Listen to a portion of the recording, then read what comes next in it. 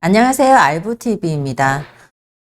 서울시가 2040 서울도시기본계획안을 발표를 했습니다. 이번에 발표된 도시기본계획은 향후 20년간의 서울의 장기발전 방향을 제시하는 어떤 서울의 종합계획으로서 앞으로 서울을 어떻게 개발을 하고 발전시킬지에 대한 밑그림이 되는 그런 계획입니다. 그래서 오늘은 그 부분을 한번 살펴보도록 할 텐데, 부동산 투자를 할 때 이 부분은 굉장히 중요한 부분이 되기도 하겠죠. 물론 이번에 발표된 내용은 전체적인 밑그림입니다. 그렇기 때문에 세부적인 내용은 연말쯤 다시 발표될 예정이기 때문에 그 내용은 그때 돼서 다시 한번 살펴보도록 하고요. 오늘은 발표된 2040 서울도시기본계획 발표 내용 중에서 요점만 한번 살펴보도록 하겠습니다. 자, 서울시가 이번에 이제 2040 서울도시기본계획안을 발표를 했는데요. 내용을 한번 살펴보시면 서울시가 디지털 대전환 시대 미래 공간 전략을 담은 2040 서울도시기본계획안을 발표를 했다. 서울시가 추진할 각종 계획의 지침이 되는 최상위 공간 계획이자 국토계획법에 따른 법정 계획이며 향후 20년간 서울이 지향할 도시공간의 미래상을 담은 장기 계획이다. 이렇게 되어져 있습니다. 그래서 이번 도시기본계획 같은 경우에는 서울의 앞으로 20년간 어떻게 서울을 개발을 할지에 대한 미래상이 담겨 있는 그런 내용이라고 이해를 하시면 되겠고요. 이번 발표한 내용 중에 이제 핵심 사항 같은 경우에는 총 6가지라고 보시면 됩니다. 우선 첫 번째는 이 보행 일상권 도입, 또 두 번째는 수변 중심 공간 재편, 또 세 번째는 중심지 기능 강화로 도시 경쟁력을 강화하고, 또 네 번째 다양한 도시의 모습, 도시 계획을 대전환하는 거고요. 다섯 번째는 지상철도 지하화, 또 여섯 번째는 미래교통 인프라 확충입니다. 이렇게 오늘 발표한 내용 중에서는 요점이 6가지 이렇게 나눠진다고 이해를 하시면서 내용을 한번 살펴보시면 좋겠습니다. 자, 첫 번째는 우선 보행일상권 도입에 대해서 한번 보겠습니다. 내용이 굉장히 많이 있으니까 한번 또 천천히 살펴보시면 될 것 같고요. 첫 번째로 주목해야 되는 것은 보행일상권입니다. 자, 주거용도 위주의 일상 공간을 전면 개편해서 도보로 30분 이내의 자립생활권으로 만들겠다. 이렇게 됩니다.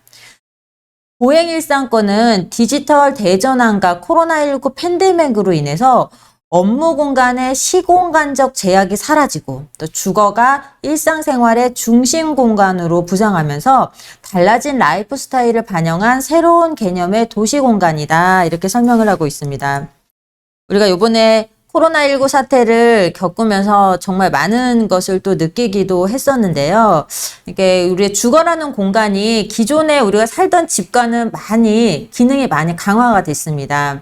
그래서 이런 것들을 조금 더 강화시키겠다는 그런 의미인데요. 한번 내용을 살펴보도록 하겠습니다. 여기서 중요한 부분은 뭐냐면 도시공간을 지역별로 분석을 해서 지역의 부족한 시설과 필요한 기능을 찾아내고 또 이를 보완하기 위해서 유연한 용도 지역을 부여해 공간 생활을 극대화한다라고 되어져 있습니다. 예컨대 생활 편의시설이 부족한 주거밀집 지역의 경우에는 업무와 상업기능 도입을 위한 용도 지역을 부여하는 식이다. 이렇게 되어져 있는데, 이제 간단하게 생각을 하시면, 우리가 용도 지역이라는 게 있습니다. 주거 지역, 뭐 상업 지역 이렇게 나눠져 있잖아요. 그거는 어떤 지역 간에 중복이 되지 않도록 법으로 정해진 기능입니다. 그래서 뭐 주거 지역에서는 주거만 위주로 공급을 해야 되고 상업 지역에서는 상업만 위주로 공급을 해야 되는 부분들이 있거든요. 근데 이 부분을 유연하게 대처를 한다는 뜻입니다. 그래서 예를 들자면 주상복합 상가 생각하시면 될 것 같고 신도시를 이렇게 떠올리시면 될 것 같습니다. 주상복합 상가 같은 경우에는 한 건물 안에 주거와 상업시설이 같이 함께 있잖아요. 그리고 또 신도시 같은 경우에는 주거 기능도 강화돼 있지만 상업시설, 또 이 지식산업센터 같은 일자리가 한 도시 안에 함께 공존을 하고 있습니다. 이런 식으로 도보권 30분 내에 주거 기능을 강화하면서 그에 따른 30분 안에 모든 것을 해결할 수 있는 그런 새로운 라이프 스타일로 서울을 개발을 하겠다는 그런 내용이라고 이해를 하시면 되겠습니다. 또 두 번째로 살펴볼 것은 수변 중심 공간의 내용이 있었거든요. 이 부분을 한번 살펴보도록 하겠습니다. 자, 수변 중심의 공간으로 재편을 한다. 서울 전역의 61개 하천의 잠재력을 활용해서 시민생활 중심으로 이렇게 수변 중심의 공간으로 재편을 한다는 이야기인데요. 지금 서울에는 61개 하천이 있습니다. 그래서 이 61개 하천을 이 하천의 크기에 따라서 소하천지류, 또 4대 지천, 또 한강 이렇게 하천의 크기와 위계에 따라서 분류를 해서 그 수변 지역을 활성화시킨다는 전략이거든요. 그래서 소하천, 또 4대 지천은 안양천, 중량천, 홍제천, 탄천 이렇습니다. 그래서 소하천은 이렇게, 4대 지천은 이렇게, 한강은 이렇게 이 수변 중심지로 기능을 강화를 해서 이렇게 도심을 발전을 시킨다는 그런 내용입니다. 예를 들어서 청계천을 떠올리시면 될 것 같은데요. 청계천 개발 사업은 생각보다 큰 효과를 거둔 사업이기도 합니다. 또 이렇게 하천을 따라서 어떤 공원과 명소를 조성을 할 계획이다. 이렇게 생각을 하시면 되겠고, 또 이 오세훈 서울시장은 한강 르네상스 사업을 또 구상을 했던 사람이기도 하기 때문에 이 한강변에 대한 개발의 압력이 더욱더 높아질 것으로 보여집니다. 또 최근에 이제 한강변에 위치를 하고 있는 재건축, 재개발 아파트 단지는 조금 더 탄력을 받을 것으로 보여지죠. 자, 다음에 살펴볼 또 내용은 이 서울의 중심지의 기능 강화입니다.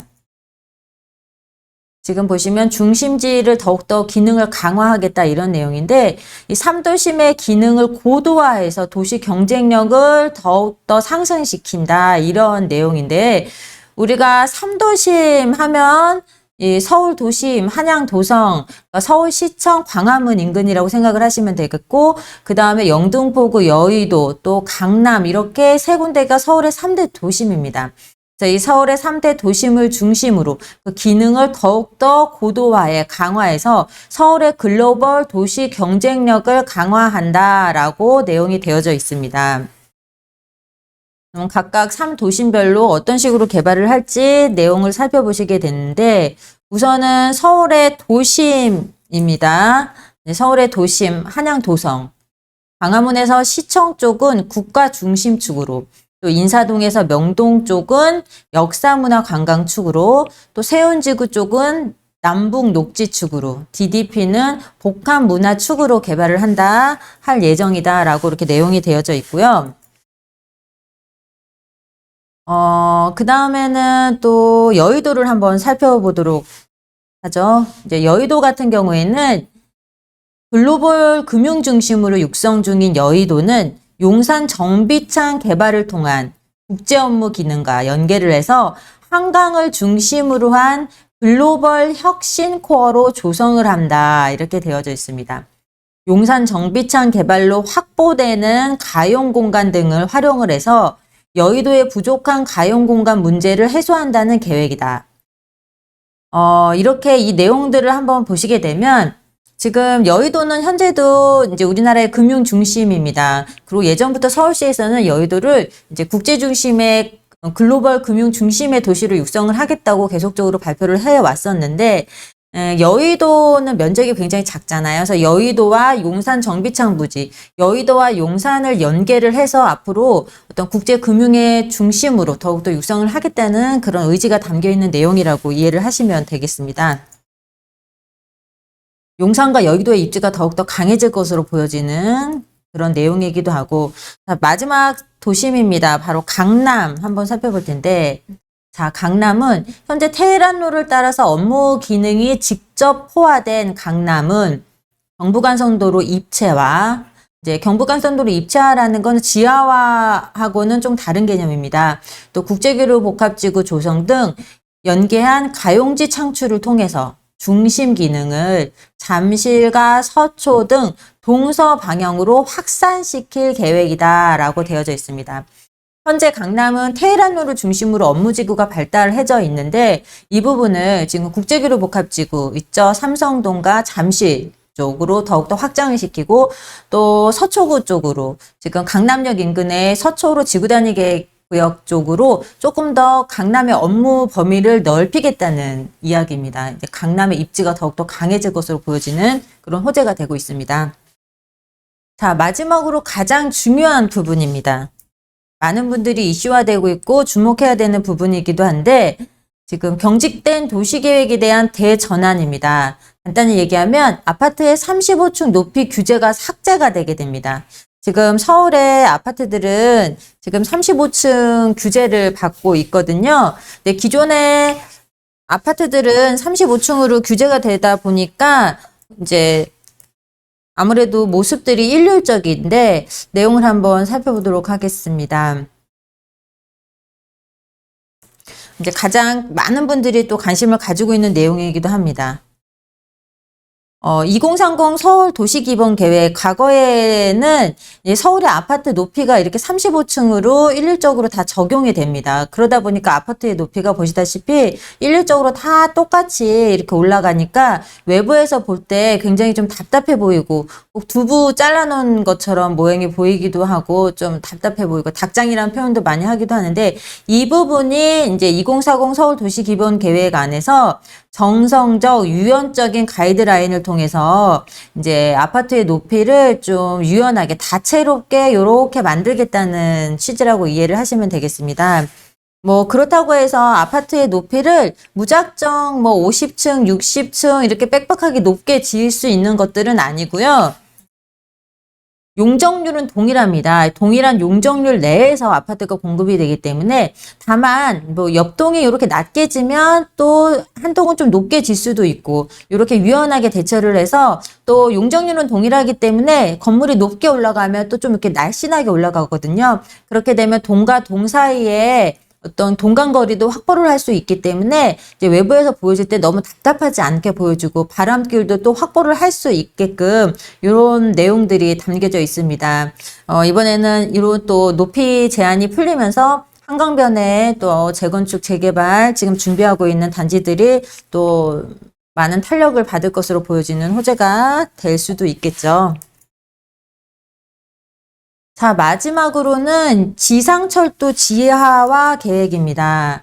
지금 단계적으로 도심의 새로운 활력 공간을 전환하기 위해서 지하화를 계획을 하고 있다. 이런 내용인데 우리가 지하철이나 철도가 지상으로 다니는 부분들이 굉장히 많이 있거든요. 그래서 이 부분을 지하화한다는 그런 계획입니다. 내용들을 한번 살펴봐야 될 텐데 서울에 보면은 이렇게 철도가 지상으로 다니는 부분들이 몇 군데 있습니다. 서울역도 그렇고 대표적으로 당산역, 뭐 건대입구역 쪽도 그렇게 지금 지상으로 다니는 부분들이 있는데 이 부분을 단계적으로 지하화한다는 사업입니다. 이 부분은 예전부터 많이 이렇게 나왔던 내용인데 철도를 지하화한다는 거는 간단한 문제가 아니고 예산이 굉장히 많이 들어가는 문제이기도 합니다. 그렇기 때문에 장기적인 관점에서 이제 알아두고 계시면 좋을 내용이고 2040 이 도시기본 계획 안에는 구체적인 계획들은 담겨져 있지 않습니다. 향후에 서울의 기본 밑그림을 담고 있는 그런 계획이기 때문에 앞으로 향후 20년 후에 서울이 어떻게 개발이 될지 이정표 역할을 할 수 있는 그런 개발 계획들이기 때문에 부동산 투자자라면 꼼꼼히 한번 살펴보셔야 되겠다라고 오늘 마무리하도록 하겠습니다. 다음 시간은 더 좋은 영상으로 다시 찾아뵙도록 하겠습니다.